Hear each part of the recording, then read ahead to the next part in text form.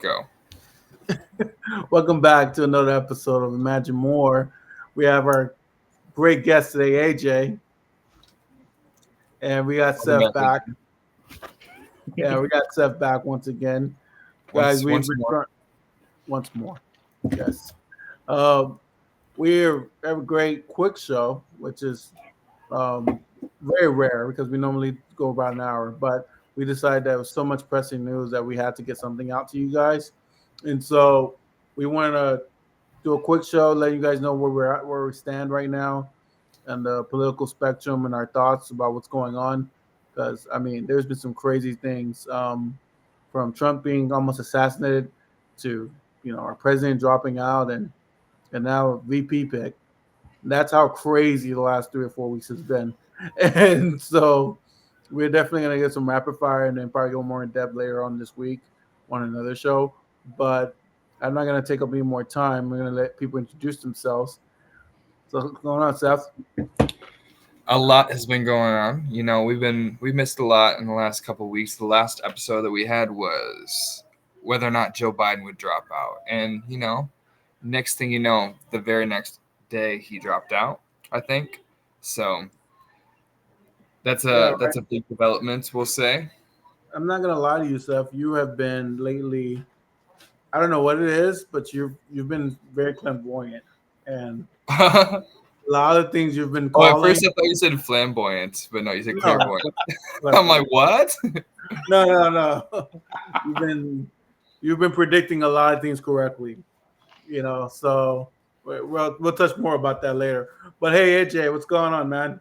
All right, thanks for having me, you guys. I'm AJ. I've been on before. Last time it was a while ago, and it was back when I was still in like the minor party scene and doing that. So today I am here because I have become a massive Kamala Harris fanboy in the past few weeks, and like I just wanted to talk about it. So Seth was like, "Hey, you want to come on and talk about Kamala Harris? Have a platform again to share your love of K Hive 2.0?" And I was like, you know what? Fine.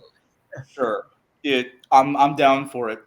Yeah. Before we get to that, though, how insane is it that we had a presidential assassination attempt a few weeks ago, and it's like it's like not even important anymore. Like it's barely had an effect on the presidential election. That's insane. Yeah, I actually think that people undersell the effect it actually did have. That's what's funny. How so? Because no, it did not affect his polling for very long. There was a little initial burst of popularity, and people were all we were all like, all right, we are cooked. We all felt that. It wasn't it wasn't just the conservatives. It wasn't just the liberals. We all felt the same way about Joe Biden after that. We're like, I don't see a possible avenue for him to win at all. I think that's really when the pressure campaign started. I mean, like we like from the official, Nancy Pelosi, Obama pressure campaigns. Like we all saw it at the debate. We all know what we saw. But ever since I feel like that's when it really started. Was with the presidential assassination attempt. Yeah, But like it didn't end up helping him. So that's fair. But like, and I remember that Saturday, like when it was going down, I was like, my girlfriend was with me at the time. We were on the couch back here, and we were watching the news, and we were like, "Oh my God, there's no way Biden's going to win now. This is insane. He's going to get like a huge bump in the polls." So I remember that feeling, but like, it's possible that it could have affected the pressure campaign, especially behind the scenes. There are a lot of things we don't know. Yeah. But I do think there's a whole different element of this, which is something that we could see and that we could know if it was happening, and that's that the right and Trump's base did not properly capitalize on the fact that he was almost assassinated, like, at all. Like, every once in a while, you'll see someone on Twitter, like, basically whining about the fact that it isn't bigger news, but, like, it was a presidential assassination attempt. Like, that it should be bigger than that, especially for his base.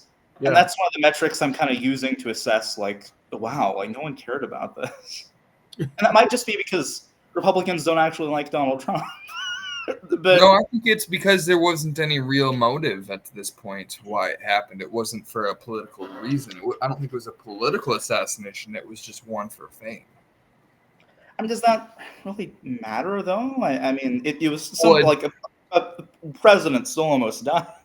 Like it was inches yeah. from his face. Like I think that could like this should be a big deal, and it's just like we just had to move on because there's so much other stuff going Well, on. it's just such a standard thing the way it went about. It wasn't like a sign of future uprisings or of a political dissidents trying to assassinate Trump or anything. This is just like a regular school shooter like kind of thing where, public suicide, sure, but he really just wanted to make his name well known and, echoed throughout history or whatever. He was a Republican. He was sharing conservative stuff on, with his friends. Everything indicates that he was conservative. So this wasn't about like any sort of political motivation from any sort of indication we have. So that's why it just seems like they're like, well, there's nothing to really report on. Like there's some kid, he was deranged, and there was, an attempted shooting. So, Well, sure, but yeah, we live in a world where like people assign political motives to like random acts of violence that they didn't yeah, have. Like that happens all the time with like school shooters these days. There's always some angle. The libs of TikTok is always claiming that they're trans for some reason. Like we I feel like in the climate that we currently have, even then, even though it wasn't politically motivated, it was just some guy. I'm yeah. still really like I'm still a little blown away by the fact that it didn't have as much of an impact as it did. Of course, yeah, no, and it's not like it didn't have an impact, because everybody on the planet was talking about it. Like it's not like it went unnoticed. It's just how quickly we were willing to like let it go. Mhm. That's what's really interesting because, like I said, everybody can like remember where they were when they heard it and that kind of stuff. That's the kind Yeah, of thing that people don't. I was at the gym. Yeah, I was literally at the gym looking, and I was like, "Oh, it looks like something happened," because there's no sound, right? So I Yeah, didn't hear anything, but I could see, and it seemed like he was fine. He got up, he was surrounded by security service, and he walked away.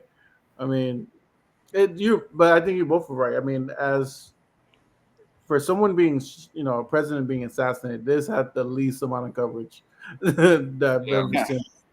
And like again, there are all sorts of factors here, like the fact that we just have had news after that to cover. But I think that that's sort of like that's the reason why it still doesn't make it any less wacky to me. true. Yeah, it's and I don't know. I mean, he's very unpopular, so I don't know if that played a factor in it. I mean, it's not like he's a very popular president. Unlike Reagan, when he was shot, he was popular at that time, True. and so that does play a factor. I mean, so I don't know, but you're right. He probably needs better publicists and PR people to figure I out think how to. we've known that for a while though. Yeah, All the good ones. yeah, yes. Care about that. Um, but yeah, so that happened. But that even though that was shocking, he was assassinated. Was even more shocking was the fact that Biden still was going down in the polls at that particular time. And Just for a second though. well, his poll numbers were looking bad, not nationally, but in the swing states, they were all looking pretty bad. And Yeah. so, and he just could not get over that debate fumble. He just couldn't. Which kind of was like shocking that this is one of the clairvoyant things I was saying with Seth. Seth called it. He said, I think by this weekend, maybe around a Sunday, uh, that he's probably going to drop out. And literally that Sunday, we get the news that he's dropping out. I got that sixth sense, I guess. I also like how we were talking about Tim Walz in the vice presidential episode before there was ever a short list too. Yep, that was another clairvoyant thing we're going to talk about later. But yeah, so I spoiled it. My bad. he did. But Seth, he called it, and President Biden did resign.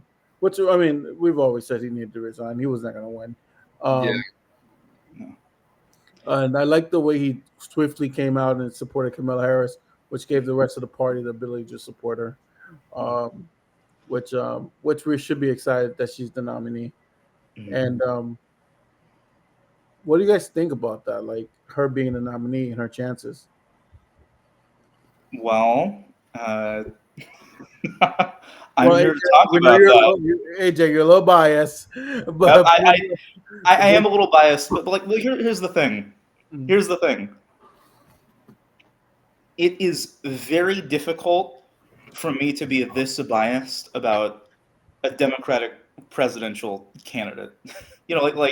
As I mentioned before, like in my intro, for anyone that doesn't know me, like I was in like the minor party scene for like the longest time. People don't really know me as someone who's like really easily able to fall in line with like establishment Democrats. I can be a little bit ornery. I'm one to kind of reserve my vote if I don't really like what's going on. So like I think the fact that I'm like biased towards Harris is a good sign. Like I'm if they've got me, like something's going right. They do genuinely have like the energy that the Harris Walz ticket brings to the table is insane, and I'm just like so happy. And like, yes, a lot of people are nitpicking the fact that there's not a policy page on the website. It's just kind of been like vibes so far, but like presidential races are usually about vibes, especially past the primary. No one's really. I don't think anyone's really voting for the presidency for policy, which sounds really weird to say, but like think about it. And a lot of people rather just voting against the other guy, or you're wanting to kind of build a broader coalition and using your vote for president as like a signal and in that direction. I don't know. I think it's important for people to keep in mind that the presidential election is not where people get really, really hard on policy. A lot of the time, what happens is, your presidential candidate gets in, and then, all the lobbyists and think tankers and wonks in DC start, to meet with them and start to talk with them. They're not, and this is something Biden actually got wrong when he was talking about, like, expanding NATO on the campaign trail. Yeah. The average median voter, they don't care about that at all. Like genuinely, like that's a DC issue. I think what a good presidential candidate really does need to do on the campaign trail in the general really is vibes. And if that's kind of a sad state of affairs, so be it. That's what Democrats have been missing for like decades now. I think all you can do when it's a binary choice is posture. That's the thing. You can, if we had six different choices, we would have to distinguish between policies and all this sort of stuff. But all you have to do is be just left-wing enough or just right-wing enough of your oppositional candidate to pull away every single person that's potentially disillusioned by them. So, it's pretty smart to not get too in the weeds, because that's when, even left-wing people, we're all in line on this stuff, and probably because there has not been a policy page. Let's be completely honest. The second that there's a policy page is, wait, there's no Medicare for all? What? There is Medicare for all? What? There's this? No. Where's the UBI? Exactly. Huh? And everybody exactly. Because like I said before, it's about coalition building. Voting for president, I think when you have this binary choice with two big parties, it's a ticket to a specific kind of coalition that you want to see, in the House and the Senate among, like wonks in DC, sometimes, like at the state level. And I think that the Harris Walz duo is a very promising one. I think they're uniting moderates, progressives, and more like neoliberal types. And that is hard to do. And we all know that's hard to do. And that's why the Dems can be so disappointing sometimes. But I think they're actually doing it. And that's what gives me a lot of faith in the ticket going forward. Yeah. But what do you think is the delay in bringing out the policy page? Oh no, she just announced when she was going to get it now. So it is in the works. I think within the next week it'll be out. But it's it takes a lot of time to develop comprehensive policy that will please the right amount of people and dissuade the least amount of people. I imagine you take a lot of they got a lot of different people to ask and test and see how they feel about it before they actually make it public. So, because it's kind of a big deal. But that kind of scares me a little bit because that's kind of the MO on her, that she doesn't have a fixed stance on anything. But I think that's because she's such a strategic political figure. And I think that could work for her better, especially in this situation, because I do think that she is more left-wing than we're used to. And the fact that she's not going to campaign on that stuff could actually be the reason why we get those policies. So I don't know. I've always hated neoliberal posturing, conservative posturing a lot of times, but at this point, I don't care. I'm not like, the means above the the ends or whatever like that. But whatever gets the job done at this point. Trump is kind of an existential threat to humanity at this point. I'm not gonna lie. And the fact that they didn't even just pick a good candidate. They picked like the absolute pinnacle possible best vice presidential candidate is as good of a posturing towards my political aspirations or desires and goals than anything. So we'll see what happens. Honestly, if it were up to me, no policy page. Because like to your point, like we're talking about someone with a progressive record that is trying to just trying to be the successor to Biden, which is very much not that, trying to build a coalition broad enough to beat Trump, who is unpopular but has a very energized base and among people who are going to turn out and vote for him. Yeah, I think like you mentioned, like Medicare for all, like some of these like really, really progressive things that Kamala Harris has historically supported.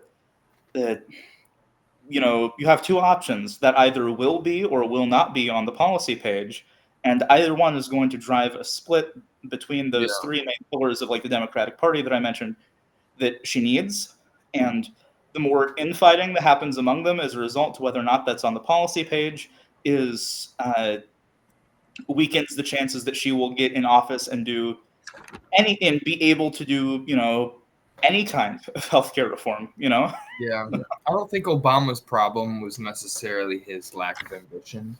I think that, they just didn't get the job done at the end of the day. I think if he had a bigger majority and more a left-wing or a farther left Democratic Party, they could have gotten a lot more done.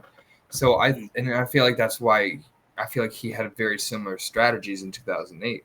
Universal, just universal healthcare was his coverage. He didn't say how or what mechanisms for that, and it was just like reform and stimulus, and he didn't talk about. You didn't get too specific. It was just about vibes, like you said, hope. You know what I mean? Yeah. Just the bare minimum of what people need to buy in, and it's not like he needed the bare minimum because he had all the charisma. But like it's playing a conservative campaign sometimes is not a bad move, especially when you have a more progressive agenda.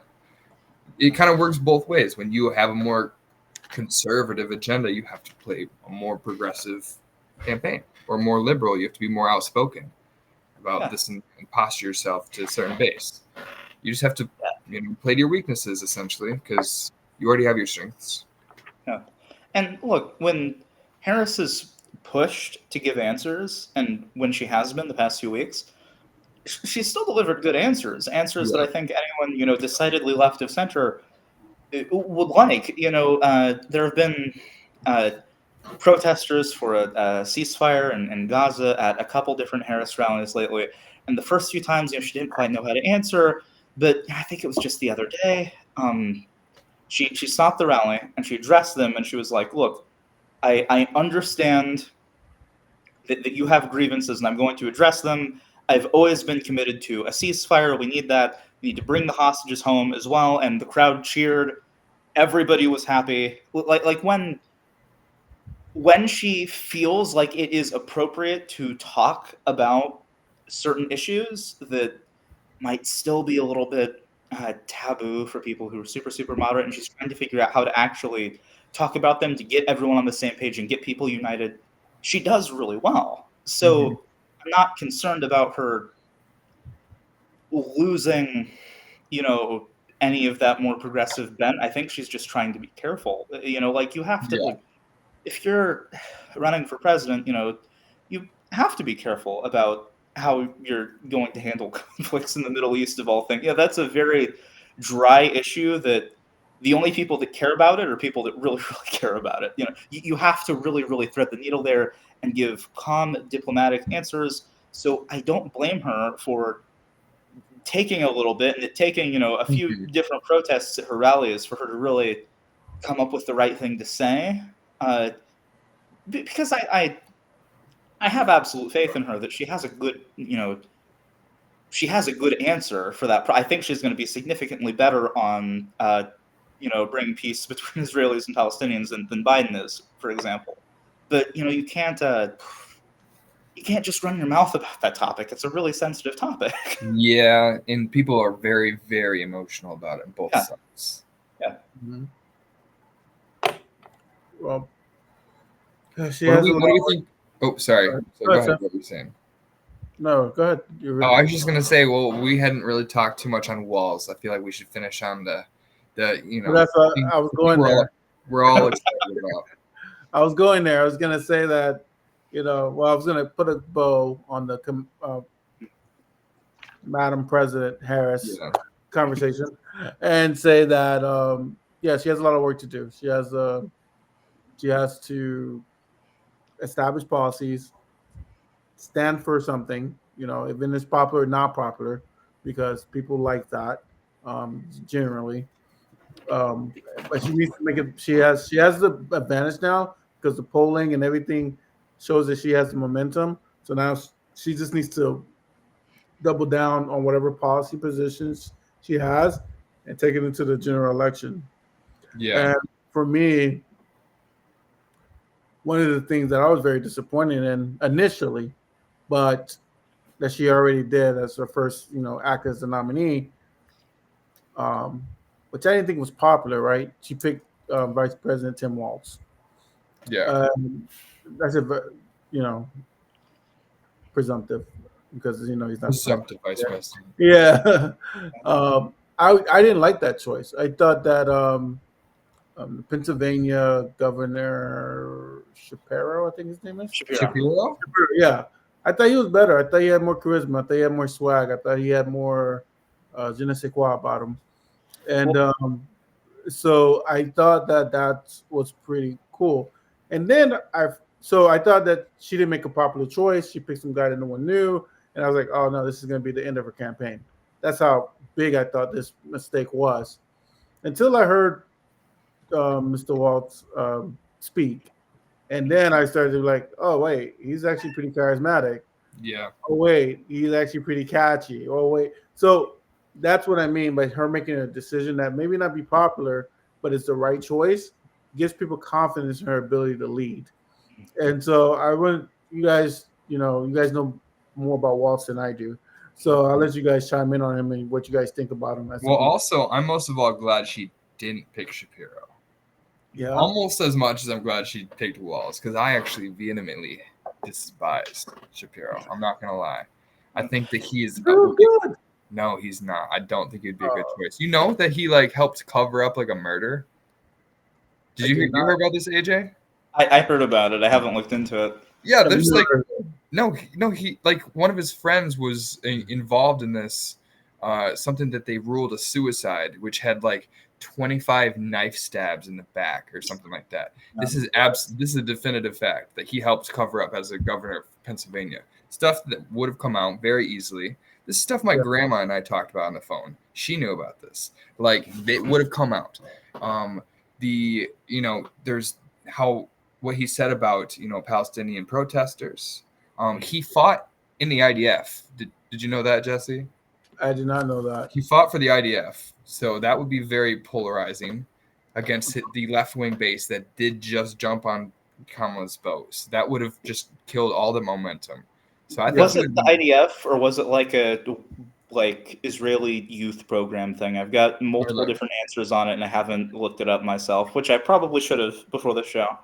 I'm looking it up right now. But, despite me hating him, she picked not only a better choice, she picked the absolute best choice I think you possibly could have picked. Like I said, I honest to God had barely even heard him speak before I knew how good of a pick he was, just based on his accomplishments. I didn't even know his background. I just knew his accomplishments and how accomplished he was with a 1-seat majority. Then you add all the different details you find out about him. It's like fact after fact of crazy indication that he's a perfect vice presidential candidate. So I'm sure AJ has a lot to say about that. I'm looking at the Shapiro facts real quick. Oh yeah, I mean, Walz is like just the most normal guy that has been on a presidential ticket probably in my lifetime as someone who can actually pay attention to politics. 2016 primary and onward, I guess. He's just a regular guy. He's just a regular like midwestern white dude. Vaguely upper middle class family. You see a bunch of every time I like post a picture, you'll see a picture of him with his family. You're like, oh, that's really sweet. He's just like and like especially as like a random midwestern white dude. Like I feel like this guy. A line I used in I was talking about this with some people who I work with at Progressive Victory. I was like, look, this guy could have been my high school social studies teacher. And like my high school social studies teachers like absolutely changed my life for the better. Walz is where I'm just biased. Like Harris, like I have an argument. Like with Walz, like I like the guy just because he reminds me of like he could be my uncle. Basically, that's as like big brained of an argument as I have for Walz. Well, I feel like Harris and Walz is such they feel like a aunt and uncle, like to everybody. We're a mom and dad. Like we've never had a male female ticket like this. I mean, I guess Hillary and Tim Kaine, but nobody on the planet felt like that. That was their parents, unless I don't know what kind of demographic that is. Real quick on Shapiro. So I don't think he didn't fight, but he volunteered at like a military base, whatever, when he was like a teenager or something. And when he was 20, he wrote, let's see. Oh, I just have this quote pulled up real quick. Oh, I've said for years. Oh, wait, not that one. I'm so embarrassed. Oh, they do not have the capabilities to establish their own homeland and make it successful, even with the aid of Israel and the United States. They are too battle-minded to be able to establish a peaceful homeland of their own. Like, he's just like, Palestinians will not coexist peacefully. He's just very, like, he's an opinion of the entire demographic of the Palestinian people as a whole. And I don't think that people are talking about that enough, about how dehumanizing most of the world is towards this incident, at least the ones that are peace or friends with Israel. So and I've heard interesting, compelling arguments that maybe it is a little anti-Semitic to not expect like a random Jewish guy to not have made any missteps regarding the Israel-Palestine issue in the past, or to not get like defensive or have any emotions wrapped up in that at all. And I think there's maybe an argument to be made there and a discussion to be had, but that's not a discussion that you have during like a vice presidential pick. Like if people don't like Shapiro and that's the reason, and you think they're wrong and you think they're making a misstep and you think they're being unfair towards him, that doesn't change the fact that there are a bunch of people that don't like Shapiro. You have to make a tactical choice when you're picking a VP. That's I think it's an interesting point. I think a lot of the people that were more pro Shapiro made interesting arguments related to those sorts of things. Like this is a vice presidential pick. You're not going to be changing everyone's minds by posting on Twitter within a week to get Kamala to pick Shapiro. That was never it. It was not the time or place to have that discussion. I don't think Shapiro would have ever been the nominee. Well, at the end of the day, she talked about how she made the decision. It wasn't based on their, their reputation or their credibility. It was based on the interviews.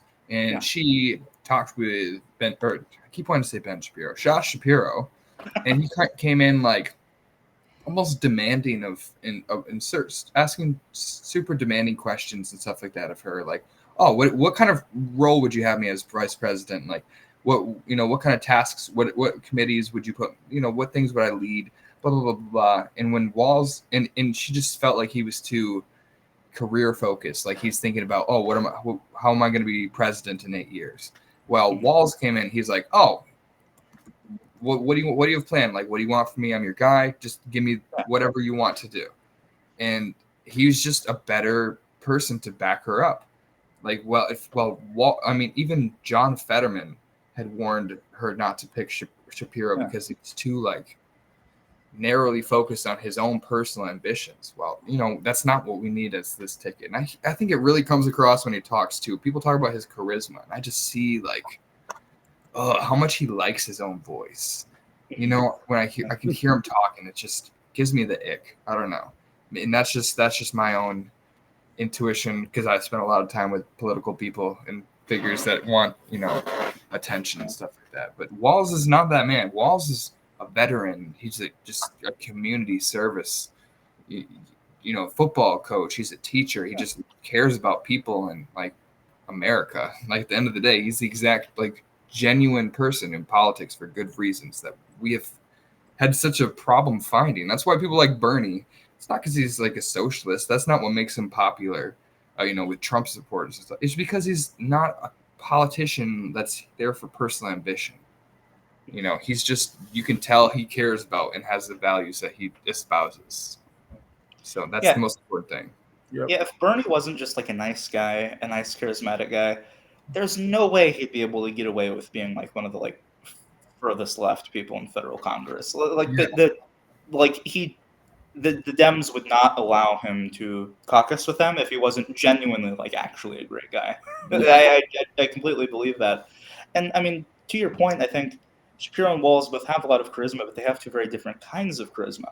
And I think kind of like what you're saying. I mean, what I've seemed to read from like, it leaks and like things that, major news outlets have said that people have told them, all hearsay basically. What I've heard is that it was kind of like Shapiro's ambition that doomed him, because it felt like he was,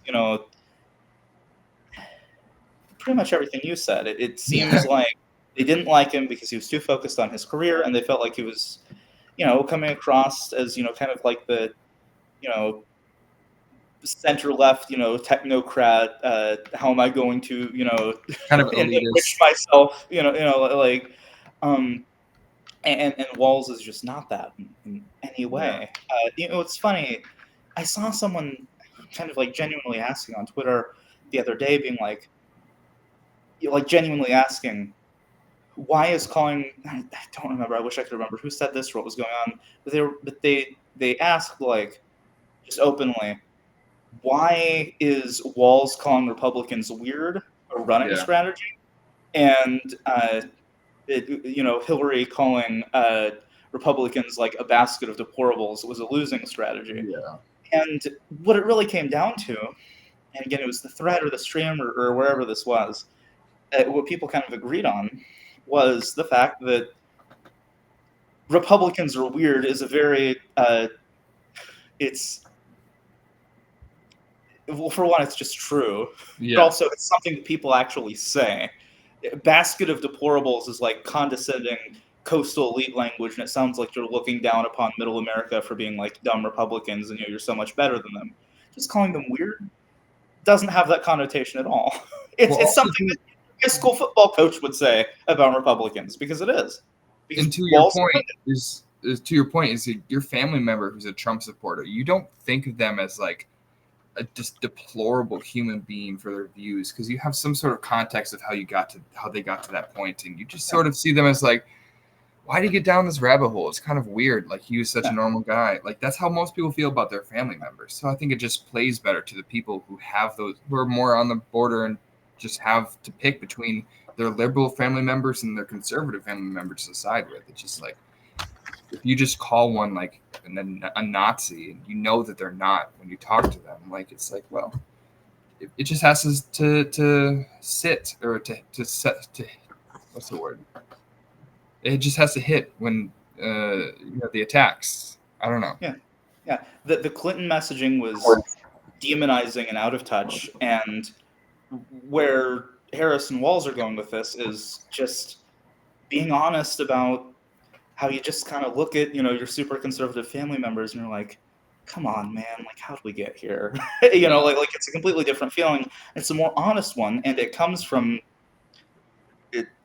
someone who actually sits down and presumably has Thanksgiving dinners with his weird Republican relatives.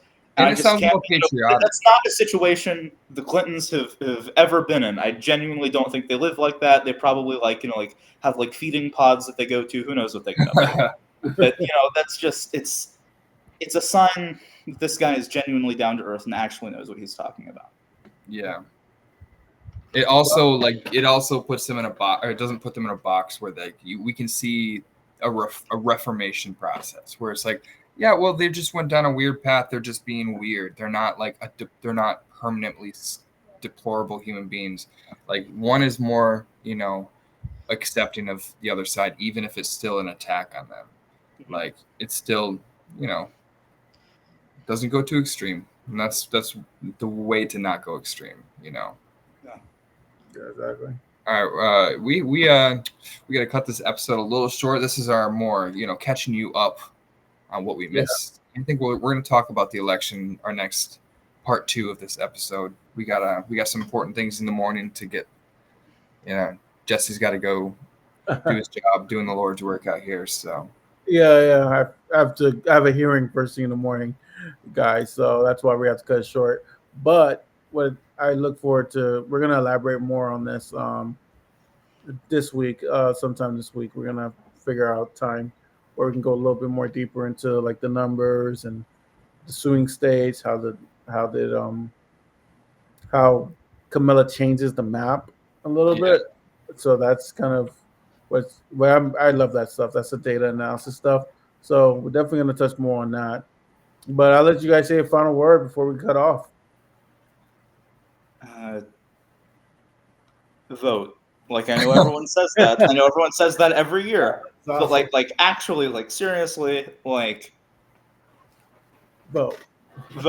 please. It could people actually not feeling disenfranchised and their vote doesn't matter could be the difference between and people actually going out and voting and being like, no, I'm gonna go vote no matter where I am, no matter what state I live in. I feel like this election, it's becoming increasingly more and more the case that voter hope could be the difference between a narrow victory for Trump and Harris having an Obama 08 moment where she wins a state like Indiana, which as much as I would love to be able to report that my great state of Indiana is going blue, I don't think that's going to happen. But there are other states where it might actually happen. So please vote no matter where you are. Hell,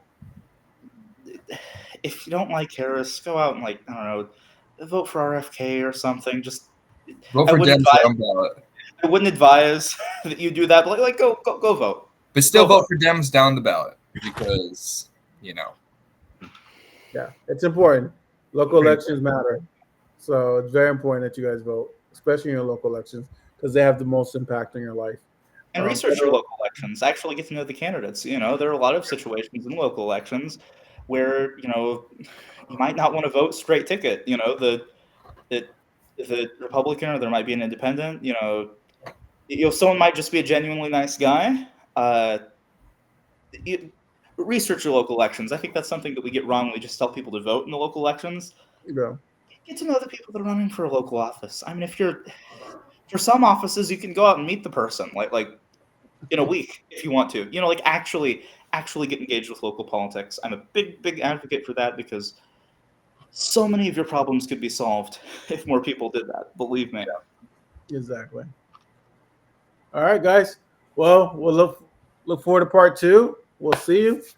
Thank you for imagining more. We'll see you next time. Right. Yeah. Right. Have a good night.